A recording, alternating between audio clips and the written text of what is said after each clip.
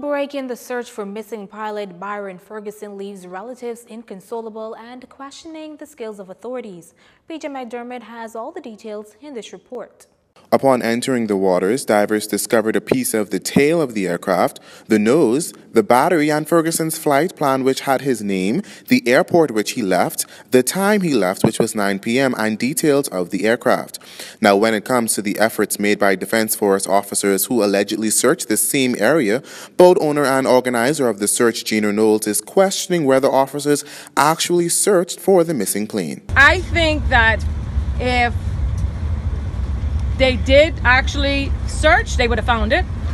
Because find out who the divers was who went in the water. Yeah, if divers actually went in the water, I would like to know who it was, because I want to know if they did indeed go in the water, if they just went in the water and sat down and did this. Because I mean, we have enough people on our forces to do the same thing we did. We had 12 guys. Now, after divers was completed for the day, one of which was JCN cameraman Rayvon Morrison, the team started their journey to Montague Beach, where they had planned to turn their findings over to the family and update the media. But while on their way, a law enforcement vessel intercepted them and ordered them to pull into Harbor Patrol, where officers confiscated the findings for evidence. But according to Ms. Knowles, she anticipated this much. I knew that once they found out, so when we were coming in the harbor, they pulled up on the side of us, and it was funny because it was like, that ain't them, that's a party boat. That ain't them, that couldn't have been them. And then they circled around again and they saw the pieces of the plane.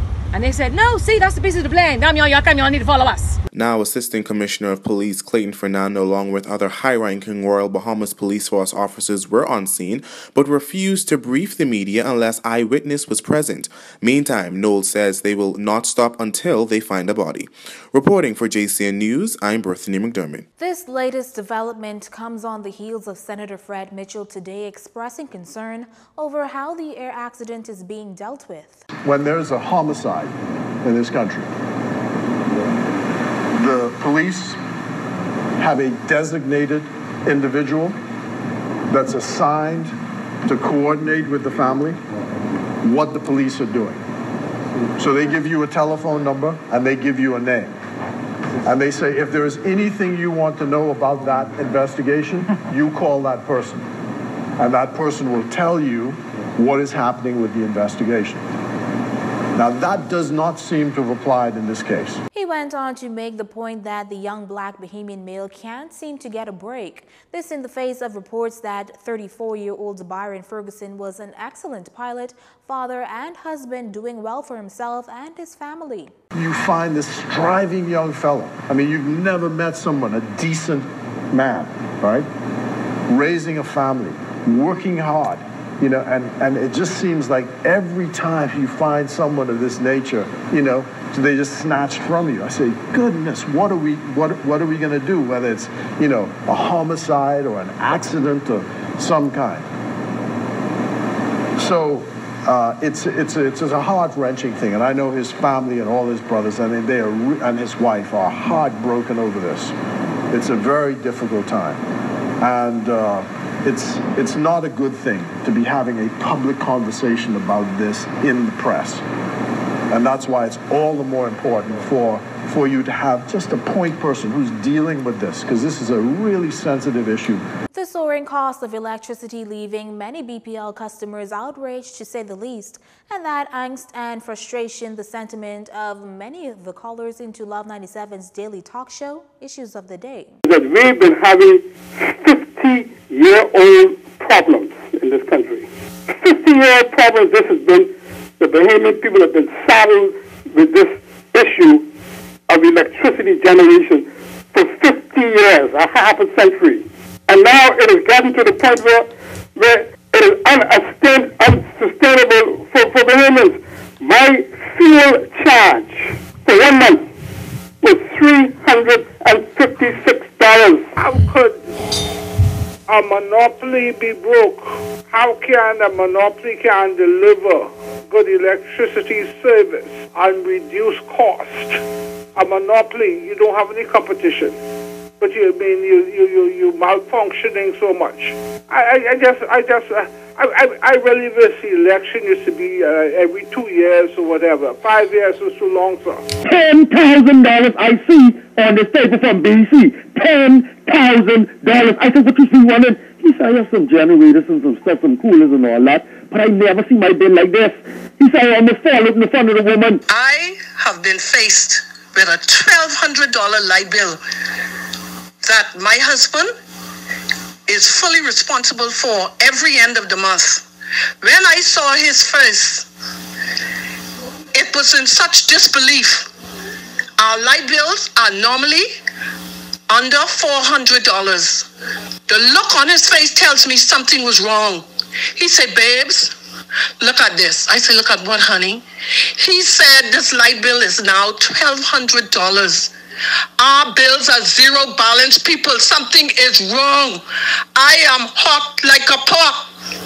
There were some, however, who say despite the electricity bill hike at this point, it's still manageable. Mine has gone up, but it's not, I mean, from like 180 or so, and the wife told me it was 300, well, last time, 300, and then we was running air conditioned during the summer, so I figure, well, that had something to do with it, right? But I've never had a $400 light bill, and if my light bill go up to $800, then something has to be wrong. Some callers even gave suggestions on how BPL consumers can reduce their electricity costs moving forward. What I do is, I turn off the water heater at night. Yeah, but I put energy saving bulbs in. Yeah. Then I leave out and make sure the fans and the lights are off. Okay. And so I monitor my bill, right? I mean, I could be letting these things run and let the AC run and then complain about it after 12 months or after a month, but you know, I choose not to do that. But I'm seriously saying, though, if somebody lives in an average home and their light bill is $1,200, they have every right to complain. If your light bill is $900, you have every right to complain. I've never seen such a light bill. That's crazy. One of the things I feel that we can imitate is California's Title 24, which is their energy policy. And in adopting a policy like that, a lot of times when these new homes, government buildings, new schools are being designed, we can start to incorporate occupancy sensors, dimmer switches throughout new schools, classrooms, ministry buildings,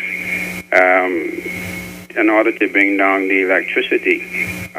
It's very difficult. If you were to dim down a light by 10%, it is very difficult for the human eye to even notice that. But your energy savings is even being reduced significantly. Just swapping out a regular incandescent bulb for a compact fluorescent bulb or LED light bulb is not the sufficient savings that we as Bahamians are looking for. Just yesterday, President of the Bahamas Electrical Workers Union, Paul Maynard, gave tips on how to save on electricity. 10 months ago, executives of the Bahamas Industrial Manufacturers and Allied Workers Union met with Martin Salt Limited to negotiate a new industrial agreement. That agreement expired February of this year. Since then, the parties have exchanged proposals, but the union is not satisfied. That brings us to the announcement made today. President of the Bahamas Industrial Manufacturers and Allied Workers Union, Jennifer Brown, says the plans to stage a strike. On August 30th, Martin Salt gave a final wage package, which includes 1.5% in the first year, 1.5% in 2019, and 1.7% in 2020. These final figures are less than the cost of living, particularly when you take into consideration the increase in electricity, the proposed increased $2 deduction for wages, NHI, and the 12% VAT, plus the exorbitant price increase in the medical and life insurance. We came to a conclusion that the final offer that has been offered yesterday is designed to create major industrial action at Morton Salt Plant in Inabo. It is a deficit agreement unheard of in this part of the world, and it is an insult to our workers, and the union cannot allow this to stand. Now, Now, once the unions voted for a strike and have secured a strike certificate, Ms. Brown says they will meet and determine when they will reduce their level of enthusiasm or withdraw labor. To avoid all this, the union's calling on the government to intervene. A disappointed president of the Bahamas Trade Union Congress, Obie Ferguson, says this is an insult to modern workers. We call on the workers at Morton Salt. Every single worker ought to be out there on Tuesday. On Tuesday morning at 8 a.m. to cast a vote, to make it legal, because once that is done, the employer can't fire you. You are now protected by law. The Constitution of the Bahamas gives you that right. The Industrial Relations Act gives you that right. So don't listen to garbage. Don't listen to garbage.